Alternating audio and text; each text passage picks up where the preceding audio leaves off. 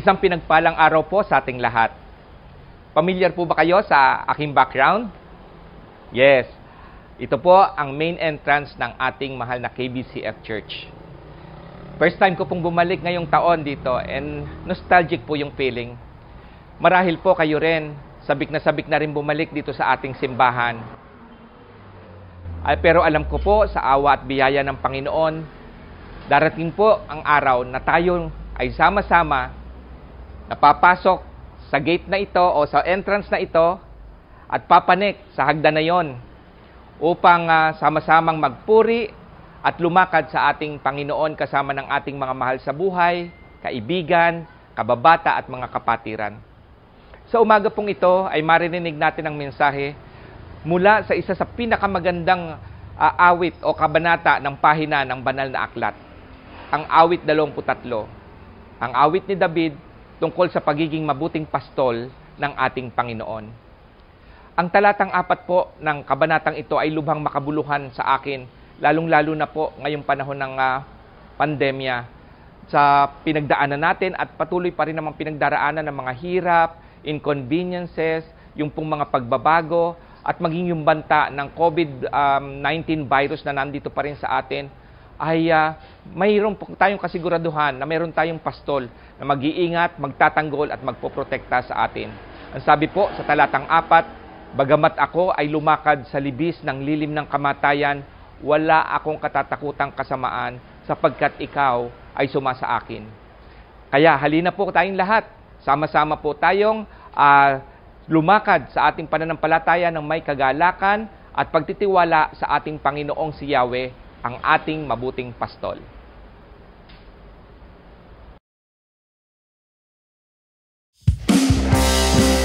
Halina tayo'y magpasalamat at magpuri sa ating Panginoon pagkat siya'y napakabuti.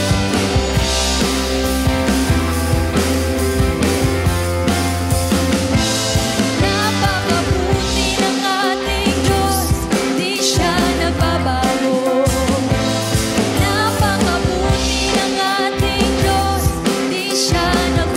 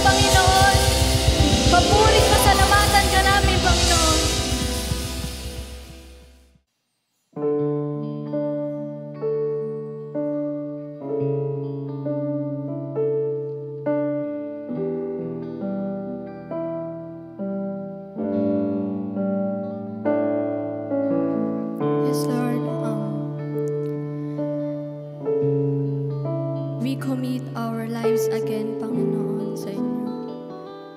Lord, kahit na hindi ito yung normal na pakiramdam kapag nag-worship, kapag yung kumakanta sa simbahan, sama-sama kasama yung mga kapatid namin, Panginoon. Kahit hindi ganito yung nararamdaman namin ngayon, Lord God. Ang importante ay nandito kami sa inyong presensya, Panginoon. Touch our hearts, Lord God. Renew our minds, Lord. Dahil napakabuti at napakatapat mo, Panginoon, sa aming mga buhay, Lord God. We want to worship you, Lord. We want to honor you, Father, with all our hearts, with all our lives, Panginoon. Thank you for this gift of worship, Panginoon. Thank you for this opportunity, Panginoon, na nakakanta kami, Panginoon, ng freely, Lord God. Nakakapagbasa kami ng Bible, Panginoon, nang walang humuhusga at walang pumipigil sa amin, Panginoon. I-remind nyo kami, Panginoon, how wonderful and how awesome you are, Father. Thank you, Lord God. Thank you, Father.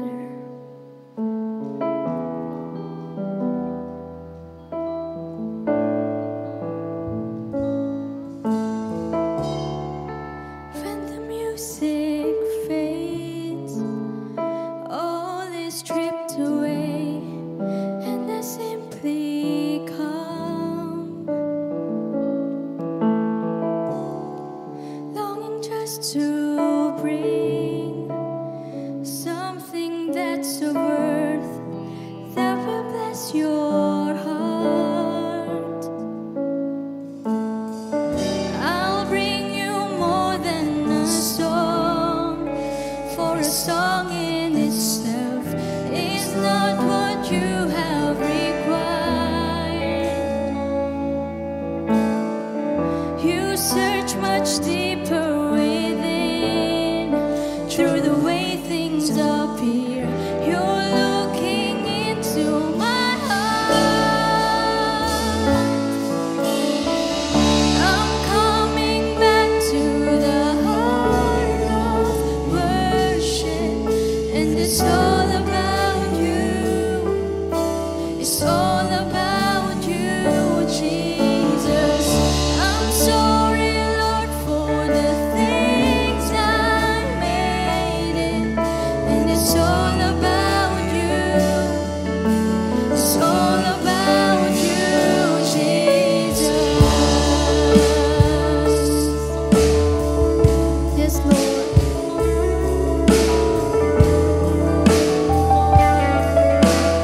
King of endless worth.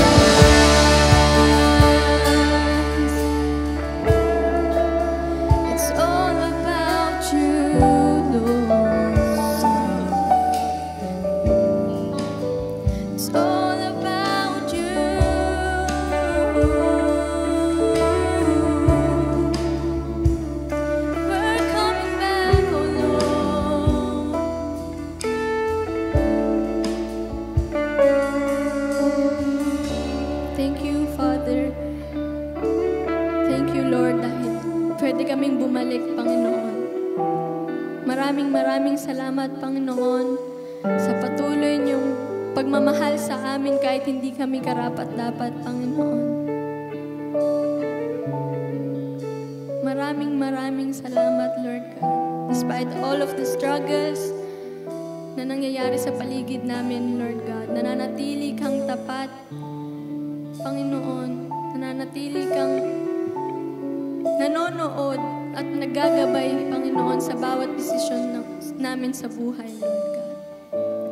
We want to honor you and praise you, Lord God. Maraming salamat, Panginoon. Mahal ka po namin, Lord God. In Jesus' name we pray. Amen. Amen.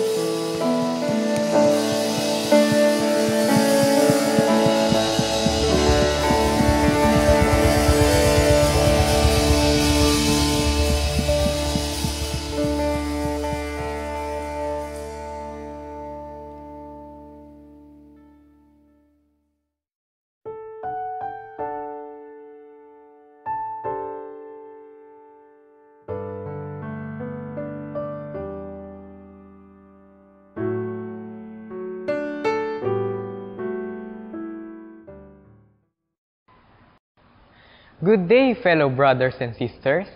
Our scripture reading for today will be from Psalm 23 and John chapter 10, verses 27 to 30. And I will be reading from the New International Version. Psalm 23. A Psalm of David. The Lord is my shepherd. I lack nothing. He makes me lie down in green pastures. He leads me beside quiet waters. He refreshes my soul. He guides me along the right path for His name's sake. Even though I walk through the darkest valley, I will fear no evil, for you are with me. Your rod and your staff, they comfort me. You prepare a table before me in the presence of my enemies. You anoint my head with oil. My cup overflows. Surely your goodness and love will follow me all the days of my life, and I will dwell in the house of the Lord forever. Now let's turn our Bibles to John chapter 10, verses 27 to 30. Verse 27. My sheep listen to my voice. I know them, and they follow me. I give them eternal life, and they shall never perish. No one will snatch them out of my hand. My Father, who has given them to me, is greater than all. No one can snatch them out of my Father's hand. I and the Father are one. Let us bow our heads and feel the presence of the Lord. Yes, Lord, King of kings and Savior of all, we ask for your forgiveness for the sins that we have done and we may do in the future. May you bless us, help us, guide us through our decisions, faith, and patience as we keep on living in this world. We also ask for your assistance to our fellow brothers and sisters who are currently suffering for this day. May you give wisdom to our speaker for today, Elder Cito, as he delivers your message to us. May this pandemic come to an end. In Jesus' name we pray, Amen.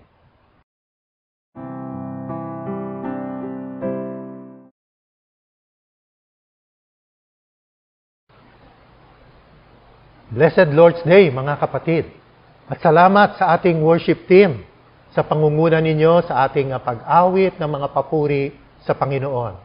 Tunay nga that you have set the atmosphere, the right atmosphere for us to hear, to listen to the Word of God. Ang ating topic ngayong araw na ito ay Following the Good Shepherd. Base sa mga talata na binasa kanina ni Johan, John chapter 10, verses 27 to 30. The metaphor of the shepherd and the sheep is a consistent theme in the Bible, from the Old Testament to the New Testament. Kadalasan, maraming beses, tayong mga tao ay kinukumpara sa mga tupa. At yung mga namumuno naman sa atin ay kinukumpara sa mga pastol. But take note, hindi lahat ng tupa ay kabilang sa kawan ng ating Panginoon. At hindi lahat ng mga pastol ay good shepherds. Sa katunayan nga, madalas binabanggit yung mga false shepherds. So yun din ang konteksto nitong ating tatalakayin ngayong umaga. Bago nating pagbulay-bulayan yung mga talata na binasa sa atin, tingnan natin yung konteksto. Yung mga naunang talata. Sinasabi sa John chapter 10, verses 24 to 26, the Jews who were there gathered around him, saying, "How long will you keep us in suspense? If you are the Messiah, tell us plainly." No? Kinumpronta nila ang Panginoon with their unbelief. Jesus answered, "I did tell you, but you do not believe. The works that I do in my Father's name testify about me." Pero ito ang problema. But you do not believe because you are not my sheep. Yun ang problema. Hindi sila kabilang sa kawan ng Panginoon. They were following a different shepherd. At pagkatapos noon, verses 27 to 30, pinaliwanag ng ating Panginoon ang mga katangian ng kanyang mga tunay na tupa na kabilang sa kanyang kawan at ang kanyang relationship sa kanila. Who is your shepherd? To whom do you belong? Sa ating pagbubulay-bulay ng ating mga talata ngayong umagang ito, nais kong patunayan that we confirm, we are members of the Lord's flock if we listen to Him and follow Him and receive the blessings from our good shepherd. Ano nga ba ang mga katangian ng tunay na tupa ng ating Panginoon?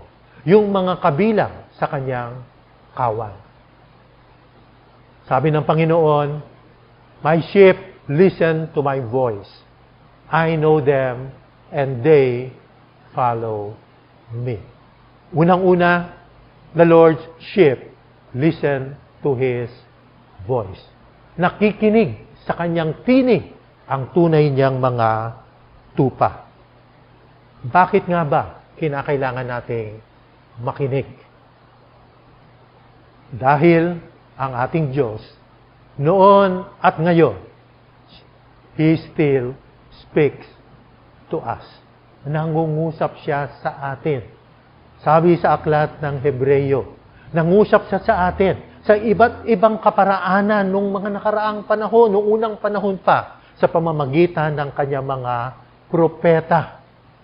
But in these last days, He has spoken to us by His Son, sa pamamagitan ng ating Panginoong Jesus, whom He appointed heir of all things, and through whom also He made the universe. Our God speaks. He spoke everything into existence out of nothing. He spoke throughout the Old Testament. In the New Testament, we can see that He sent His only begotten Son to personally speak to us. And then He gave us the Holy Spirit to be that indwelling voice to guide us, to speak to us sa pamamagitan ng Kanyang salita, sa pamamagitan ng mga pangyayari sa ating paligid. At gumagamit din siya ng mga godly people to speak to us. God speaks. And even right now, with all the happenings around us, yung pandemic na ating patuloy na natutunghayan, mga digmaan na babalitaan natin, iba't ibang mga pagsubok, mga pangyayari sa ating personal, pamilya, sa ating society, sa ating bansa, I believe God is speaking to us. He has a message for each one of us. And as His sheep, we need to listen to Him. Are you listening? Ikaw ba'y nakikinig? Malamang sasabihin mo, oo, siyempre naman. Pero, ang katanungan, to whom do we listen? Kanino tayo makikinig? Napakaraming mga boses ang umaagaw ng ating atensyon sa kapanahunan ngayon. Diyan na lang sa social media at iba't ibang mga tao na ating nakakasalamuha sa pang-araw-araw nating buhay. Napakaraming mga tinig, iba't ibang tinig ang umaakit sa atin. To whom do we listen? We should listen to the Lord. Siya yung ating papakinggan. Sapagkat kung tayo ay nakinig sa maling boses, delikado po yun. Listening to the wrong voice can be disastrous. Yes, maaari tayong makinig, pero napaka-importante, kanino ka nakikinig.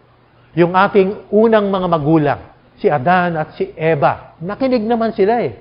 Ang problema nga lang, they listened to the wrong voice.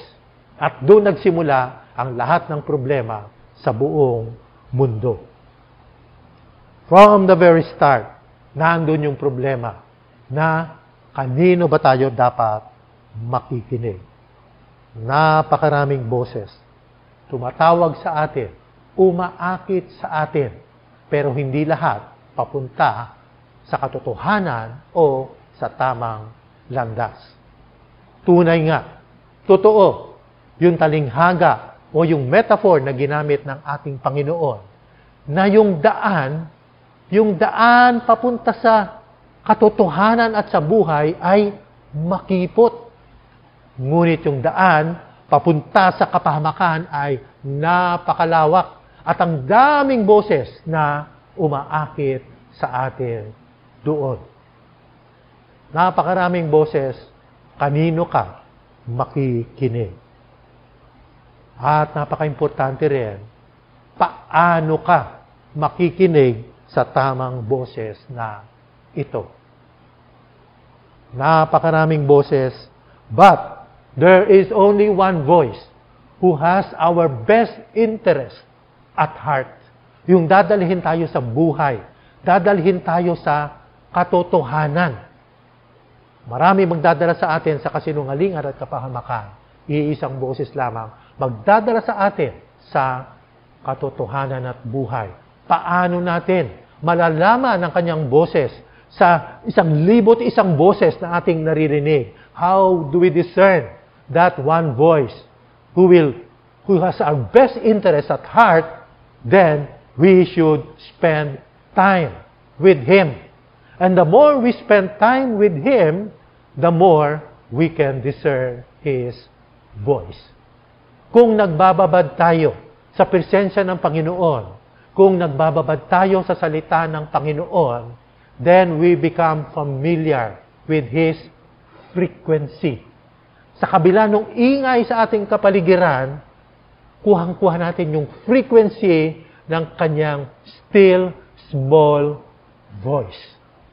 We must spend time with Him.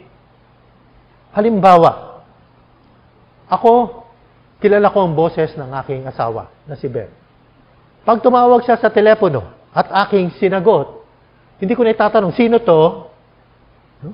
Kahit halimbawa, nakigamit lang siya ng phone, kaya hindi ko nakita yung nag-register kung kaninong pangalan nung tumatawag, number lang. Hindi ko natatanong niya, sino to? Hi, Beth! Pati ibang phone ang ginagamit mo. Kilala ko na kagad ang kanyang boses. At kapag siya man ang tinawagan ko, at pag hello pa lang siya, alam ko na siya na yung aking kausap. Bakit kilala ko ang kanyang boses? Because I spend a lot of time with her. Ganun din sa Panginoon. Makakapakinig tayo ng husto sa kanyang tinig sa kabila ng kaguluhan sa ating paligid dahil kung tayo ay laging lalaan ng oras na kapiling siya. That's how we listen. Mga kapatid, magbabad tayo sa presensya at sa salita ng Panginoon. Huwag mong sabihin sa akin, wala kang panahon magbasa ng salita ng Panginoon. I'm sorry, hindi ako maniniwala sa iyo. Meron kang panahon. Ang problema ng karamihan sa atin, we are so distracted. We live in a world of distraction. Napakaraming umaagaw ng ating atensyon at ang problema, pinapayagan natin agawin ng mga bagay na ito ang ating atensyon, inaagaw mula sa Panginoon. Hindi na tayo sanay na manahimik sa harapan ng Panginoon. Marami nga sa kapanahunan ngayon, allergic sa katahimikan. No, gusto laging sabay-sabay, merong music, may kausap, may tumatakbo yung radyo, yung TV, habang nag-aaral, sabay-sabay. Para bang nabubuhay tayo sa distraction. Medyo tumahimik lang ng kaunti, magkaroon ng pause sa mga usap-usapan, ano kagad ang gagawin natin? We immediately look for our distraction box. Walang iba kundi ang ating cellphone. Distraction box. Cellphone kagad ang ating tutunghayan. Tumahimik lang ng sandali. Pero, ang mga tao na talagang naging malapit sa Panginoon, the Bible, the heroes of faith in the Bible, they spent a lot of time communing with the Lord. Even our Lord Jesus Christ spent a lot of time communing with His Father. That is how we discern the voice of God. Ano ang sinasabi sa iyo ng Panginoon? Sa mga pangyayari sa ating kapaligiran ngayon, meron siyang sinasabi. Ang problema, baka nahihirapan tayong makinig because we are so distracted. At paano ba natin madi-discern? Sa dinami-dami ng boses na ating naririnig sa kapaligiran, how do we discern the voice of God? Dalawang bagay. God's voice is always in accordance with His Word. Pag meron kang naririnig, God can speak kasi sa iba't ibang kaparaanan. Pwede sa mga circumstances, pwede gumagamit ng ibang tao, mga bagay-bagay, hindi audible voice na nangusap sa sayo, pero alam mo kung nanggaling sa Panginoon yon, kung sang-ayon sa Kanyang salita. Hindi niya po kontrahin ang nasusulat sa Kanyang salita. And God's voice, we can discern God's voice because it is always consistent with His character. Ayon sa pagkakilala natin sa Panginoon, siya ay mangungusap sa atin. Kaya napaka-importante kilalanin natin siya ng lubusan. The Lord's sheep listen to His voice. At hindi lamang nakikinig, the Lord's sheep ay sumusunod sa Kanya. The Lord's sheep follow Him. Itong salitang follow na ginamit ng ating Panginoon, sabi niya, yung aking mga tupa ay sumusunod sa akin. Ang kahulugan nito, sa yung Griegong salita na ginamit sa original, means to follow after. To go the same way. Ibig sabihin, sumang-ayon, sumabay sa Panginoon at kadalasan, ibig sabihin, to be a disciple ng ating Panginoon. Paulit-ulit, this word follow, ginamit. Binilang ko po sa Gospel, 77 times. This Greek word follow was used. And sa lahat ng pagkakagamit, lahat patungkol sa pagsunod sa ating Panginoon. Maliban sa 4 na instances na nagamit siya. Pero 73 times, it's all about following the Lord Jesus Christ. And following Him, paano? In faith, sa pananampalataya. Sumusunod tayo sa Kanya, sa ating pastol, dahil nakikilala natin siya. Yun ang Kanyang sinabi. Yung pastol, when He has brought out all His own, He goes on ahead of them. Pinapangunahan niya ang kanyang mga tupa, and His sheep follow Him because they know His voice. I am the good shepherd, sabi ng Panginoon. I know my sheep, and my sheep know me. Napaka-importante po niya sa ating pananampalataya. Tatatag ang ating pananampalataya at pagsunod natin sa Panginoon kung lubusan natin siyang nakikilala. Lagi kong nababanggit, we obey because we love Him.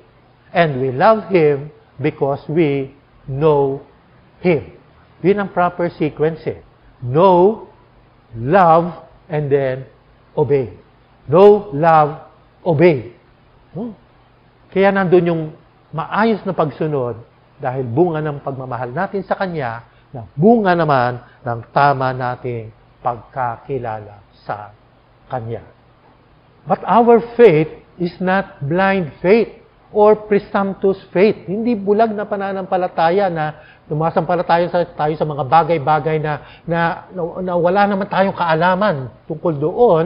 O kaya yung presumptuous faith, yung akala natin meron tayong faith pero hindi nakabase sa katotohanan. We have faith in Jesus because we know Him and we hear His voice. Naalala ko yung discussion namin ng aming cell group last Sunday.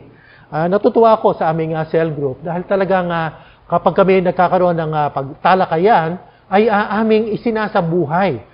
Nagfo-focus kami doon sa application ng mga mensahe ng ating mga pastor sa aming buhay. Yun ay isang purpose ng cell group eh. Hindi lamang para pag-aralan ng salita ng Diyos, kundi i-apply sa ating buhay. Sa konteksto, sa mga pangyayari sa buhay ng bawat membro ng cell group. At yun nga, tinalakay namin yung mensahe last week tungkol sa si Pedro na naglakad sa ibabaw ng tubig at ang focus doon ay yung faith ni Pedro. Kaya siya nakalakad sa tubig. Yes, yung faith ni Pedro was a bold faith. At alam naman natin, mapusok si Apostle Peter. Pero it was not a presumptuous faith. Bakit?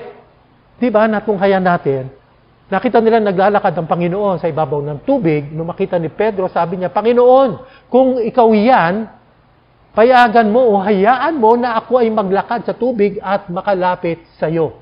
Humingi siya ng permission. At narinig niya ang salita ng Panginoon, come, halika. At doon, ginamit niya ang kanyang faith, siya ay nakapaglakad sa ibabaw ng tubig.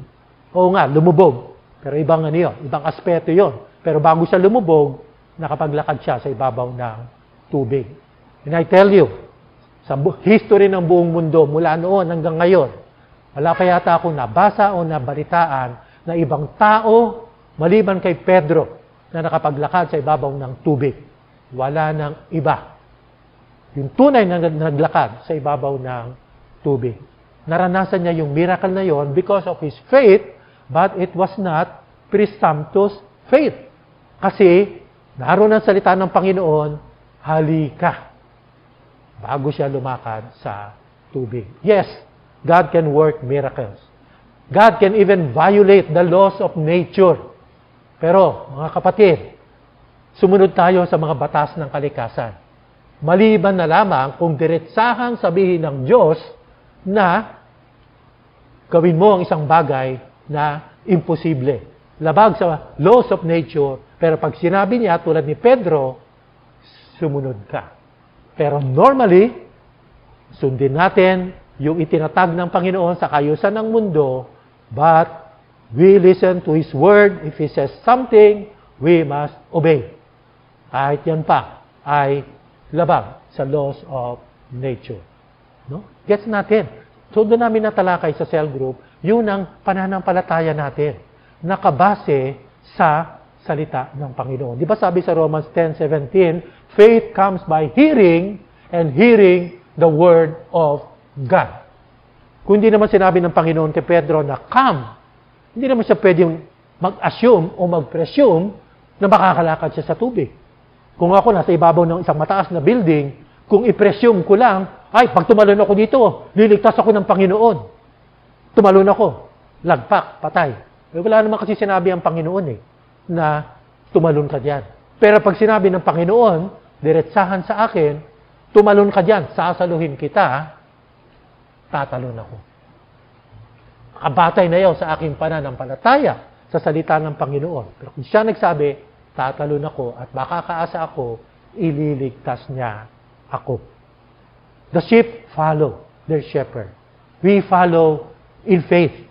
Not the blind faith, not presumptuous faith. We follow because we know Him at naririnig natin ang kanyang tinig. And we also follow Him not only in faith, but also in submission. Pagsunod sa Kanya. Bakit yung mga Jewish leaders hindi na sumusunod sa Panginoon? Hindi nakikinig sa Panginoon? Dahil ayaw nilang magpasakop sa Panginoon. Tell us plainly if you are the Messiah. Bakit ba nila gustong malaman kung si Jesus nga ang Messiah? Sabihin man ng Panginoon na siya nga ang Messiah, hindi sila sasamba sa Messiah. Gagamitin lamang nila yung Messiah para sa kanilang personal, political agenda. Hindi in submission to the Messiah, kundi masunod yung kanilang sariling kalooban. Sabi nga ng Panginoon, anyone who chooses to do the will of God will find out whether my teaching comes from God or whether I speak on my own. Yun ang napaka-importante. Para mapakinggan natin yung kalooban ni Lord sa ating buhay, ang prerequisite, we must be willing to do His will. Marami sa atin na nagtatanong, lalo na sa mga oras ng mga meron tayong mga desisyon na gagawin. Lord, ano ba ang kalooban mo sa akin? Pero ang tanong ng Panginoon, ikaw ba ay willing to submit to my will for you? Kung ikaw ay tanungin ng Diyos, anak, are you willing to do my will?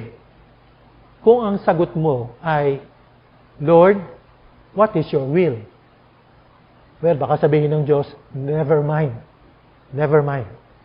Para bang sasagutin mo lang yung tanong niya, are you willing to do my will? Depende sa kanyang will. Ang tamang sagot ng tupa na sumusunod sa Panginoon, yes, Lord, I will do your will, whatever it is. Yun ang tunay na tupa ng Panginoon. Submitting to God. Kasi kinakailangan nating ma-recognize that God's thoughts are higher than our thoughts.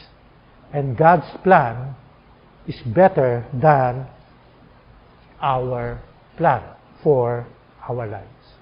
Ang gawain ng Good Shepherd ay manguna at tayo namang mga tupa, ang ating katungkulan ay sumunod. Ngunit ang ating assurance naman sa ating pagsunod ay ang ating Good Shepherd. Wala siyang ibang gusto para sa atin, sa kanyang mga tupa, kundi para sa kanilang kabutihan. At doon papasok yung pangalawang sinabi ng Panginoon, yung tungkol sa blessings of the Good Shepherd. Yung kanyang mga pagpapala sa mga tupa na kabilang sa kanyang kawan. I give them eternal life, and they shall never perish. No one will snatch them out of my hand. My Father, who has given them to me, is greater than all. No one, at double negative ang ginamit yan sa original Greek. No one, no way, never, meron makakaagaw sa inyo sa kamay ng aking Ama. I and the Father are one. Naroon yung pagpapala sa mga tunay na miyembro ng kawan ng Panginoon. Unang-una, the Good Shepherd gives eternal life by laying down His life for the sheep. Sabi ng Panginoon, I am the Good Shepherd. The Good Shepherd lays down His life for the sheep. Natalakay na po natin yan sa mga nakaraang mensahe ng ating Cell and Discipleship Month, Bishop F. also preached on John chapter 10 at di ko na po papakahabain ng explanation dito. Napaliwanag na ng lubos, ating shepherd ay nag-alay ng kanyang buhay para sa atin. At bakit niya ginawa yon? Para magkaroon tayo ng intimate relationship with Him. I am the good shepherd. I know my sheep, and my sheep know me. Just as the Father knows me, and I know the Father.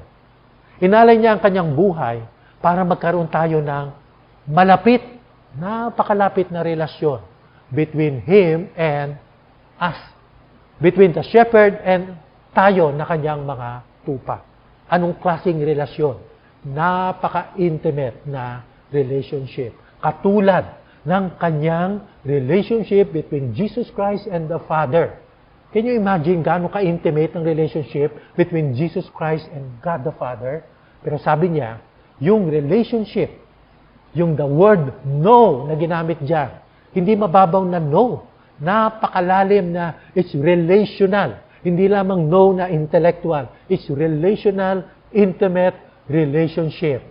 Nais niya, ang relationship natin sa Kanya, na ating pastol, ay katulad ng Kanyang relationship sa Diyos Ama. At inalay niya ang Kanyang buhay para ma-experience natin yung ganung klaseng relationship. Sabi pa nga niya, He calls His own sheep by name and leads them out. Sa libo-libo, milyon-milyon, bilyong-bilyong Kristiyano sa buong mundo. Bawat isa, personally, kilala ng Panginoon. Inalay niya yung kanyang buhay para sa bawat isa. At personally, kilala niya. He calls them by name. Ang presidente ng inyong university, kilala ka ba? Baka kilala ka niya bilang student number 1, 2, 3, 4, 5. Yun. Diba? Ang chairman of the board ng inyong korporasyon na pinagtatrabahuhan mo, kilala ka ba niya personally? Kahit na nagpapagod ka araw-araw, naglilingkod sa kumpanya. Maaring kilala ka niya bilang employee number 67890. But our Lord Jesus Christ knows you by name. And that word, name, kasama na doon yung lahat ng katangian mo, lahat-lahat tungkol sa iyong buhay. He gives eternal life so that we can have that intimate relationship with Him. Kung tunay kang kabilang sa Kanyang kawan. Pangalawa, the blessing that we receive from the Good Shepherd. He preserves His sheep. By His power. By His power, He preserves His sheep. Lahat ng ating mga pangangailangan, sabi ng Panginoon, sagot ko yan. We are familiar with Psalm 23. The Lord is my shepherd. I shall not want. He makes me lie down in green pastures. He leads me beside still waters. He restores my soul. He leads me in the paths of righteousness for His name's sake. Yes, He restores my soul. Even though I walk through the valley of the shadow of death, I will fear no evil, for You are with me. Your rod and your staff, they comfort me. You prepare a table before me in the presence of my enemies. You anoint my head with oil, my cup overflows. Surely goodness and mercy shall follow me all the days of my life, and I shall dwell in the house of the Lord forever. Kung meron tayong awit na pwedeng memorize yan, dapat memorize yan, Psalm 23. Because it speaks of our security sa ating pastol. Sagot niya tayo. Siya ang mag-iingat sa atin. Siya ang nagpo-provide sa atin. Yun ang kanyang katungkulan. And He preserves us. Sinabi niya, no one can snatch us out of His hands. Sapagkat ang Ama na nagkatiwala sa atin, sa Kanya, ay greater than all, and no one can snatch us from the Father's hands. 1 John chapter 4, verse 4. You, dear children, are from God and have overcome them, because the one who is in you, si Kristo na sumasa atin, is greater than the one who is in the world. If God is for us, who is against us? Who can be against us? Sinisigurado ng Panginoon ang ating security. But again, let us look at reality. Ang pangako ng Panginoon ay yung ating eternal security. There may be times, according to His will, we may suffer hardship. We may suffer lack. We may suffer persecution. At napakarami mga alagad ng Panginoon na kanyang mga tupa, kinatay, naging martir para sa Kanya. It may be God's will. Pero ang pangako ng Panginoon is our eternal security. Eternal security. Yes, God is our healer. Maraming mga gumagaling. Kilala natin, ka-church natin, sa COVID. Pero, balitaan natin sa nating kapatid, si Alan, pumanap dahil sa COVID. Hindi lahat gumagaling.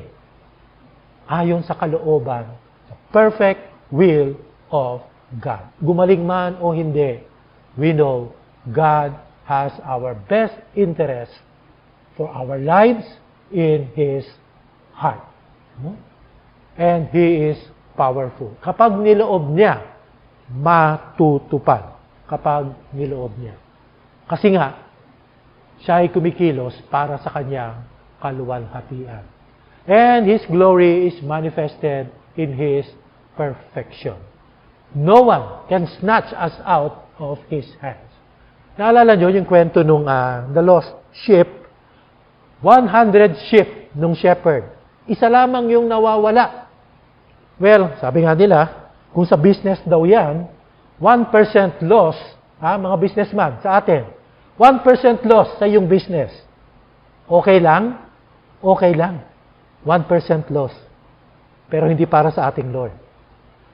1%. Isang tupa na nawawala sa isang daan na kanyang minamahal kabilang sa kanyang takawan, hinanap niya. Iniligtas niya. Because He is the God of perfection. And His perfection manifests His glory. Wala ni isa man na pagkatalo, wala ni isa man na bahid sa kaluwalhatian ng ating Panginoon. Our security is a reflection on Him as a shepherd. Naalala natin, when Moses was arguing with God, Lord, ba't mo lilipulin yung mga tao? Ano na lang sasabihin ng mga taga-Ehipto? Ano na lang sasabihin ng mga paganong bansa? Kapag yung tao mo, yung kabilang sa iyong kawan, ay mamatay, lipulin mo. Ano na lang ang sasabihin nila sa iyong pangalan? It's all about God's glory and honor. It's not about us, really. It's all about the glory of God. It's all about the good shepherd. So God preserves His people by His power and for His glory. Sa lahat ng binigyan niya ng buhay na walang hanggan, kabilang sa kanyang kawan. Kaya mga kapatid, muli paalala, sino ang iyong pastor? Sino ang iyong sinusunod at nakikilala na iyong pastor? At natatamasa mo ba?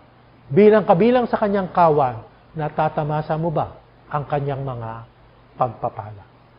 Bilang mga tupa ng Panginoon sa kanyang kawan, we must listen to Jesus Christ above all the other voices that we hear around us. And we must follow Him. Following Him means being one with Him in His work. Being His disciple. Walking alongside Him sa pagtupad niya ng kanyang misyon. At kung tayo ay sumasabay sa Kanya, we are assured of His presence. Surely I am with you always, to the very end of the age. At kung kasama natin siya, His presence in us and with us is eternal life and preservation. The Lord is my shepherd. I will hear Him. I will listen to Him and follow Him and praise Him for being my good shepherd.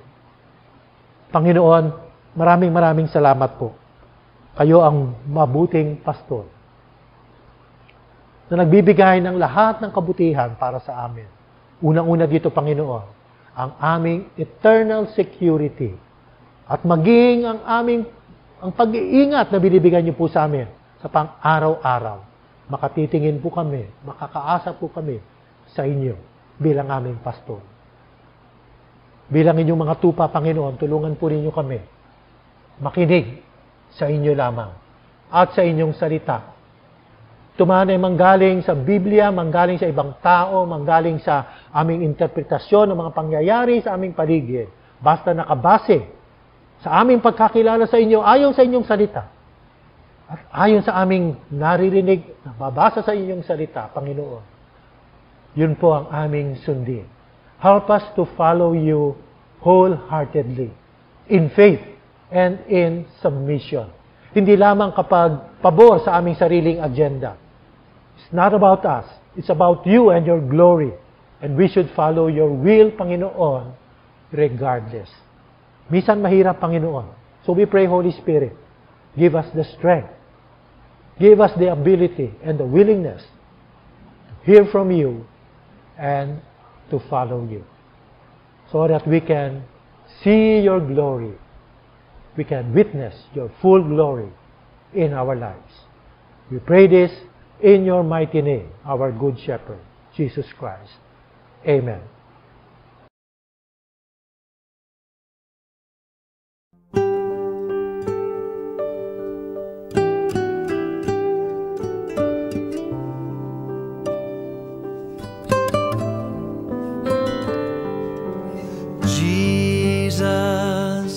My shepherd and only provider, He makes me lie down in green pastures. He leads me beside the still water. He restores my soul. Surely goodness and mercy will follow me all the days of my life, and I will dwell in His house forever until the end of time. Jesus, my shepherd and only provider, you make me lie down in green pastures. You lead me beside the still water. You restore my soul. Though I walk through the valley of shadows, I will not be afraid. I'm not afraid. Your rod and staff are my only comfort, and you'll be with me always.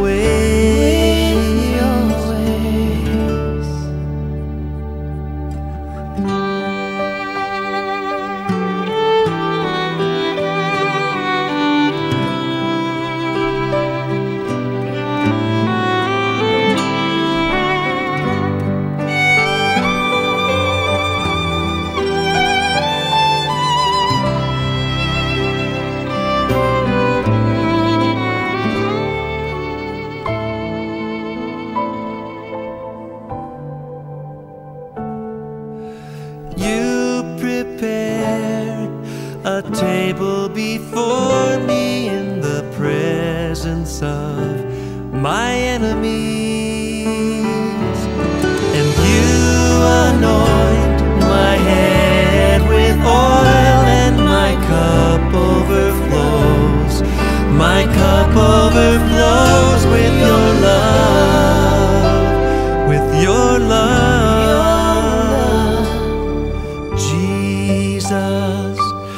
my shepherd and only provider. You make me lie down in green pastures. You lead me beside the still water. You restore my soul.